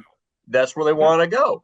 yeah, And so, fast forward, we could easily have been in a world where we had a North and South Japan, just like we have a North and South Korea. I mean, that could yeah. still be the state today, So Truman is dealing with that. I think Forrestal also has kind of an important role in this discussion, Yeah, doesn't he? he In does terms of the actually. wording? He does, and I'll tell you one of the things too that's really interesting. Going back to the Russians on this is like they're initially pitched back, and they're like, we're going to have the Supreme Allied Commander, and they're like, well, it should be Russian, like, like Right. or we should have a say in who it is, or we should have Douglas MacArthur and a Russian guy. And at this point, Truman's like, hell no, like you Hell guys have no. nothing except come into the war late and loot it, and now you expect to have this domineering role, and so there's this back and forth tension over Yeah. kind of, how is it going to play out? And of course, you don't see any of this from the Brits, any of this from the Chinese at this point. They're like I mean, Cheng congratulating Truman on this at this point. And yet here you've got this back and forth, and the Americans are having really none of it at that point. They're like, Yeah. we're driving this. Yeah. Basically, this is a FYI. This is a for your information, but this is how it's going to play out. So, Who are all the people that are in that room for that meeting, though? You got Burns, you got Forrestal, you got Truman. the Who else cabinet. is in? You have the whole cabinet is actually in there. Okay. But at this point, really, what has happened is Jimmy Burns has kind of crafted it early on. They kind of go to the cabinet at that point and say, "This is kind of what we're looking to do here." You guys kind of green light it, and they do and all. But it really falls to Burns to be the one to kind of come up with sort of the language and the verbiage of it all, and then send it back out through diplomatic channels. Got it. But it's really it's largely Truman and Burns. They're kind of the dominant players on this. Hmm. Yeah, they end up crafting this language that says, yes, the emperor is still in charge, except that there will be an American shogun in the person of the supreme allied commander, and yeah, you will be answering to him. Can Yeah. you live with that? Hope so. Can you dig it? Yeah. What it really comes down to is we're kicking the can. We are going to Right. tell you, like, we are saying, and it will be up to him as to what happens. Which, if I'm the Japanese, I'm reading that, I'm like, this is not promising. I mean, he could come in and be like, you know what? Let's go ahead and order that noose. Let's go ahead and start measuring out how long it's got to be. They really don't know at that point. Well, and that's an argument that I've made too, that after you get the occupation firmly ensconced, and particularly after we end up feeding substantial quantities of the Japanese population during the winter of, 45, 46, I think the opportunity is rife at that point to say, thank you, Hirohito, for getting us through this transitional period. We have a perfectly serviceable crown prince that we can put Hmm. into a. He was young. That was one of the things I was not aware of. He was like 12 or something Yep. at that point. But still, your utility is ended, Hirohito, and we will now be hanging you. like, You know, because y'all were a war criminal, yo. and we Um, control the media at this point. So, like, yeah, maybe we'll tell people, maybe we won't. yeah, exactly. Like, But and I've made the argument too that I think that factors into what's going on or what's coming up down the road in terms of the post-war Pacific world, what's yeah, going on with the communists in China, what's going on with the Soviets, what's going to, obviously we can't see it yet, but what's going to happen in Korea is yeah, that we needed Japan as a strong ally, Right. regardless of what happens here. yeah. So one of the reasons I think that Hirohito isn't dangling from a rope or, Sure. having bullets dug out of his corpse is because we see down the road that we still need these people. And there's a hell of a lot more Japanese on these islands than there are round eyes. So things could still go bad if we don't, take care of the I don't situation. know. I feel like once the feeding, I think that is the critical moment, that the I think that Japanese people, certainly by the time, shifts the image for yeah, sure. by the time you get to the spring of 46, I think the Japanese people as a whole have recognized that this occupation is relatively benign. Yeah. And honestly, not even benign. It's generous. Yeah. That I think there's a recognition on their part that if this had been our army occupying us, they would have let us starve. Yeah. And instead, we're in reasonably good shape here from a humanitarian standpoint. And so if the Americans want to come in and hang the dude that got us into that war, I mean, there's tremendous anti-war sentiment by this point in Japanese society too. I think we easily could have done that, put Akihiko on the throne, and everything would have been fine. That's my take. I don't know. Couple points on that too. I think there I think you're very much that right on that the Japanese have been so filled with propaganda about how horrible the Americans were going to be that there was a Right. culture shock of like, oh my God, like they're introducing us to things like chocolate and cheese and things like that we haven't had in forever, and we're grateful for that. Also, I do think, going back to what Seth was saying, if you look at particularly when it comes to the clemencies that take place throughout the 1950s, leading up to the Mhm. mass sort of release of everybody in Yep. 1958, there is a huge post-war geopolitical angle that's playing out there. And I spent some time when I was actually working on my book on the submarine war, and I was looking at some of the specific Japanese war criminals that had tortured American submariners and pilots. And you look at files, and their files were filled with siblings, neighbors, spouse, authorities to let them go. And I think at that point, particularly, there's so much that if we are trying to keep the Japanese as sort of a bulkhead against and Yeah. whatnot, that having so many of these men still locked up is a point of contingency, really huge factor in the ultimate mass. We needed to do a better job of hanging some of them earlier, is kind of what it comes down to. Shit, now we lost Attack. James. But John, I think you're right, though, man. I think, if you were going to execute Hirohito, that would have been the time to do it very early on, right after that. early on. You've kind of everybody's they're full again, they're not hungry, they're happy and whatnot. And not only that, if you say, well, this guy's going to go out here, but look at what we're going to offer in return. You Yeah, know, right. it's not like it's not like it's going away. You're just getting a new one. You Yeah, know, right. the 2.0 version. Version. That's You're gonna exactly get the right. new Chevy Tahoe, not the old Yeah. one. Yeah, The new Yeah, one. that's right. exactly. The 2026 version. So, Well, James, was there, and I always ask this and I always get the same answer, which is like, oh, there were so many, but is there something that you came across researching this bad boy that you were like, ah, I didn't know that, or wow, this is a lot more important than I thought it was, or was there a light bulb moment? I know there's multiple, but was there yeah. one specific moment that, or not moment, but factoid that you came across that was just like, damn, I didn't realize this. Yeah, I don't know if it's one specifically, and John and I've talked about this a lot, but I think that in the overall discussion of the end of the war, Nagasaki does not get the play that it deserves on this. I think we saw John drop off. Are we do we keep going or Yeah, keep going, keep going. okay.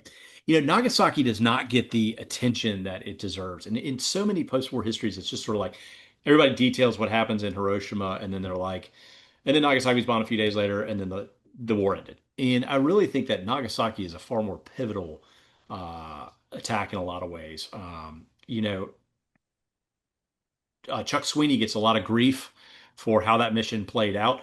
But at Yeah, the he end of the does. day, if you really look at it, like where that bomb went off in Nagasaki was really fortuitous in a lot of ways because it does go off in an industrial valley. Where it goes off, the blast is actually sort of corralled by the geography. So it does keep the civilian casualties far less than what happens in Hiroshima. It is what ultimately does get destroyed are most of Mitsubishi's major factories there. And of course, it does have this huge role in the decision making process with the Big Six. And so I think, and I'm always, in fact, I was talking to my editor and publicist the other day about like when it comes down now, 80, some years later, we're like, everybody on August 6th, newspaper articles will be filled with stories about the bombing of Hiroshima. August 9th, there might or may not be reference to Nagasaki, but Nagasaki is a much more pivotal point in the story of the end of the war than people today tend to want to give it credit for. And I think it plays out not only on the Japanese side, but again, it really also goes um, back to both LeMay and back to Leslie Groves and really pushing That 1-2 punch. that 1-2 punch. And that initiative in warfare, as we both know, is so, so important. And a weather system was coming in on the 9th, and so it would have been Right. delayed back to at least the 11th, if not the 12th. You let that much time go, and that initiative gets lost. And Mhm. so Nagasaki, I think, is a far more important play in sort of that the pendulum that swings back and forth at the end of the war than people want to give it credit for. I personally find it to be, in a lot of ways, a more interesting element of the war than the attack on Hiroshima. And I've been lucky. Look, I've gotten to visit both cities many times. I've gotten to interview survivors in both cities. I love going to visit Nagasaki. I will say for guests, if you're looking to go visit either Hiroshima or Nagasaki, I find Nagasaki to be a far more powerful place to visit even than Hiroshima. There's more preserved there, the types of buildings, the Urakami Cathedral, a number of the schools that you can go visit. The museum there is world class. Unlike the one in Hiroshima, it's not normally quite as crowded. So I just think Nagasaki sort of gets short shrift when I think it plays a far more important role. John, since you dropped out on us there, I was just Seth was asking sort of that anything that kind of jumps out at me, sort of thoughts. And I was just saying I that heard that as I was yeah, in the process of going. Yeah. yeah. Anyway. And I was just Hey, saying that, I just think that not so much one thing, but just the fact that Nagasaki always gets sort of the short shrift Yeah. and how much more of an important role that mission is and that attack for ending the war and whatnot, and how today we have, you look at the anniversary in August, there'll be a it's story always in every August 6th. newspaper on August 6th, but on August 9th, there may or may not be anything on Nagasaki. Yeah. Right. And yet Nagasaki is it's sort of forgotten about. It's sort of seen as lesser, and yet it does have this pivotal role. And Yeah. Let Yeah. me ask you this, and John and I've talked about this before when we did an episode on the atomic mission specifically. yeah, Do you think that Fat Man was radar dropped? Oh yeah, dude. There's no doubt. Yeah. Are you Exactly. kidding me? Like, yeah. Of course And I it think was. I think when they were flying back, they're like, "All right, guys, let's get our story together." Yeah. Yeah. Oh, Exactly. there's a Let's hole lay in it the down. This clouds. is what happened Oh, here. and This it is only took 20 seconds to set the shot up. Nonsense. No way. And not only that, through a hole in the clouds. I mean, that plane would have flown right past that hole in the clouds. So right. And to be so no far off doubt. target. Yeah. Yeah. When they got there, there was no doubt that they just basically said, this thing's getting dropped one way or the other. I don't care what you do. We're going to cover it. We're going to come up with this story. And Yeah. there's no doubt. Yeah. Yeah, yeah, yeah. 100, Absolutely. 100 par. Yeah. Oh, That's, totally, totally. yeah. But Absolutely. I was John. When you dropped off, I was telling that I actually think in a lot of ways that's a very successful mission. It You know, is. even though it hits right in the middle of the Urakami Valley, knocks out all of Mitsubishi's big factories that are there, because it's because of the geography, it keeps the civilian casualties much lower. Which was something that Truman was concerned about, and so were others. Yeah. But it truly is a military strike at that point because it is taking out so much of Mitsubishi's infrastructure. 9 out of 10 employees in Nagasaki worked for Mitsubishi. I mean, it is the juggernaut of military horsepower there in that city. And so I Yeah. think that mission's a really a successful mission, even though Chuck Sweeney gets all this grief and deservedly so for a lot of the reasons. You know, it ended up turning out well in the end. And I Yeah. think I think that's the baseline is that Yeah, yeah, I mean the mission itself from an operational standpoint from Paul Tibbitz's anal OCD yeah, view, the mission was a failure. Because he yeah. even says that to Chuck at the end, when he and Yeah. LeMay says, "You effed up, didn't you, Chuck?" And Chuck doesn't say anything and he walks out the Well, room. that's LeMay. I love that Or line. LeMay, yeah, LeMay, sorry. That's such a LeMay line. Yeah. Yeah. Love that. But at the end of the day, the dropping of that weapon accomplished the overall mission, which The was to help political end the effect. war. Yeah, So yeah, so even though it wasn't a good mission per se from a military standpoint, but from a political standpoint, from the end of the war standpoint, it's huge. It's yeah. huge. Oh yeah, and like I said, and it keeps the civilian casualties much lower than had it gone off, elsewhere in the Right. city. So Yeah. So in the grand scheme of things, yeah, a miss was actually preferable in terms of preservation of life. exactly, Yeah. exactly. So then I have to ask the other awful question is always, what's next? Well, I have Man. pivoted to a slightly different direction. So I have another book which we're finished the first draft of, as John knows, because we were texting about it a week or so ago. Just wrapped up the first draft on a book on the bombing of Pan Am 103 over Lockerbie, Scotland Oh Yes. wow. Okay. in 1988. And so I'm doing this book. I do a series of books with Jack Carr, who's a big fiction Yeah. writer and thriller writer, looking at modern terrorism events. And so we did a book on Beirut that came out a couple years Right. ago on the 83 Hezbollah bombing of the U.S. Marine headquarters and barracks. And so this is the sequel to that, looking at Pan Am 103. And so we got a Yeah. draft done. The book is tentatively scheduled to be released in February. So we'll see. It should, that's out of my Man, hands. It's just sort you of are Yeah. a machine, man. dude, it No, is a he's sweatshop. And John knows, I mean, I'm like, I get to the Howard Hughes phase at the end where like my fingernails are really long. My hygiene Nice. is really questionable. I'm living in the office. I mean, it's like, Peeing I'm in milk jars, yeah. exactly. It's like, yeah. so, I mean, it's Yeah. really, I'm not fun to be around. My family's just like avoiding me like the plague. I mean, Yeah. so, but that's done in the can now. I mean, we got some edits to do, but at least I've got that off. So I feel like I can breathe again. I've done 3 books in 4 years now, which That's is just too Good many. it's God, brutal. man. Yeah. It's That's brutal. it's 12-hour days, 7 days a week. I mean, I do my trips with John, and that's like my vacation. I Your get to vacay. go and do that. But other than that, I've been living in the office, and so I'm excited now to have a little bit of a take a little A deeper. breather. I Yeah. Yeah. wrote, I feel your pain to a degree, although I haven't written 3 books in 4 years. I wrote The Killing Sea from start to finish in 9 months. That's fast. That's really That's fast. cooking. It That's is. cooking. You do get into a rhythm. You do. And you get faster as you kind of, it's like a snowball going downhill as you're sort of Yep. moving through the story. It gets faster and faster, but it's still, I mean, what people don't realize and what we do is like what it takes to keep everything in your head. And like, Keeps you up at night. oh yeah, I mean, and like, and I tell John's like the smartest guy I know. He somehow can keep like 1,000 pages of a book in his head at one time. Like the air just goes. I'm like, Yeah.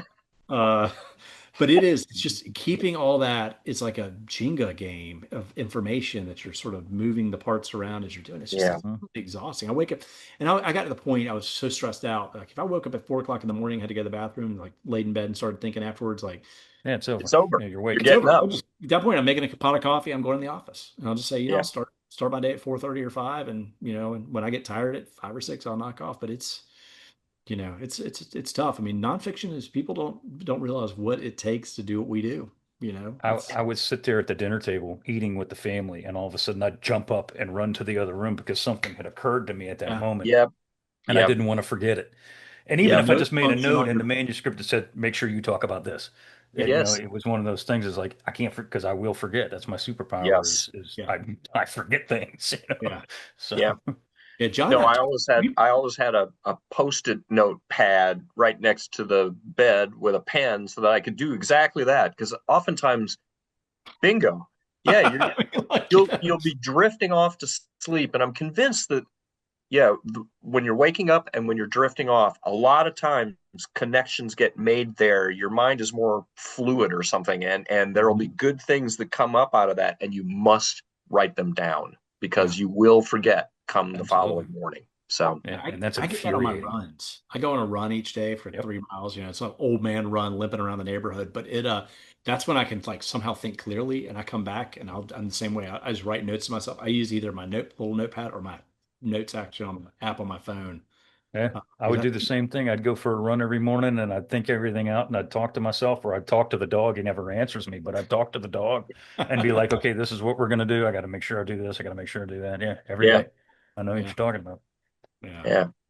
What do you think? Okay, so after Lockerbie, which, as you know, is a subject that's near and dear to me because I have a very dear friend who was almost on that plane. He had a seat on that plane and managed to get an earlier flight out of Heathrow back home. And there was a whole, you know, 8 or 10 hour chunk there where we didn't know if he was alive or dead on that thing. So Mhm. that's a really terrifying story, I think. But you've Absolutely. got to go back to World War II after Oh, that, totally, right? totally. Yeah, yeah, yeah. No, Yeah. I'm already kicking around. I want to do I do a lot of work in the Philippines, traveling over there and stuff. I'd like to do sort of a whole war in the Philippines perspective, like, and whether that's one volume or two. But, I've done the Battle of Manila, and, when I go over there and I do tours, we go to Bataan, we go to Corregidor. I've done a lot with the whole, what it's like for society during the Japanese occupation that I think Yeah. is really fascinating. I'd like to dig more into. And there's a lot of great documentation in the Philippines. They've done a fantastic job in a couple of their archives of really preserving those records. That I think there's a great story to be done on the war in the Philippines, from the Yeah. guerrillas, to the occupation, to the fall, to the retaking. That I'd really like to do, and I'm in a good spot to do it because I go a lot. Like I'll be in the Right. Philippines twice next year, and I've got great contacts over there. So that's a story I'd really like to do at some point, and I'd really like to do one on Okinawa. I know it's been done, but Mm.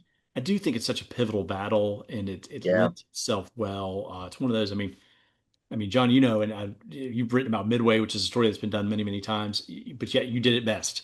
And so I think if you can kind of come into a topic and sort of capture it like that, and there's, looking at what Japanese sources are available to kind of tell that side of the That's story. and therein lies the rub.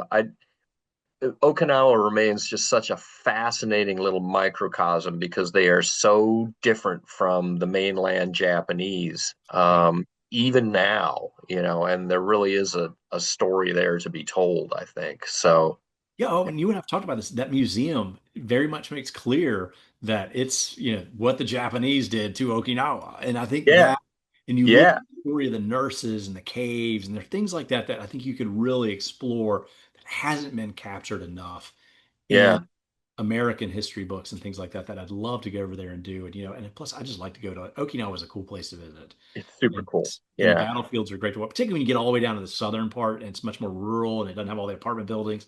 I really just love, going over there and checking it out. So That's a there's a multi couple things I'd like to do. So that's a multi-volume series. There's Okinawa because you got to cover the sea battles too. Because I oh, mean I know. that's the Yeah. largest campaign the U.S. Navy. Look, man, Some- John has shown you don't have to do multi-volume sets anymore. You just write one 10,000 page book. right, You're good to of course. go. Yeah, I mean, so.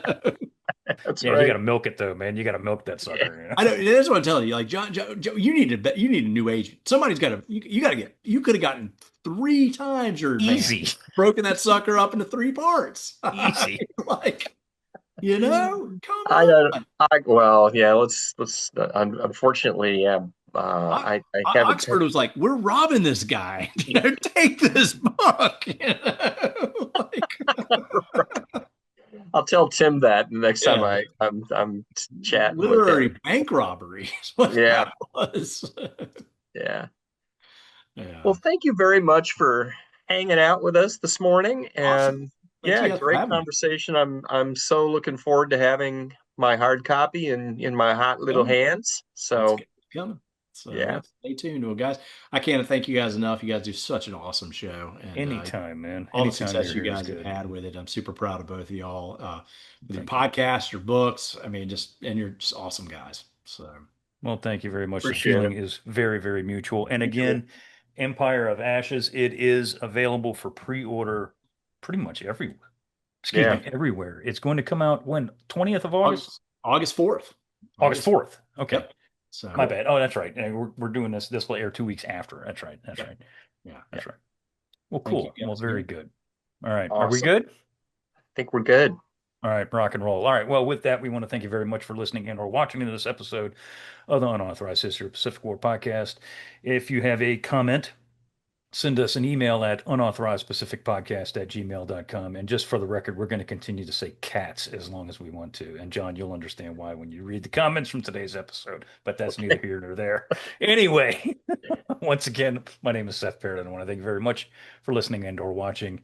John, as always, thank you very much.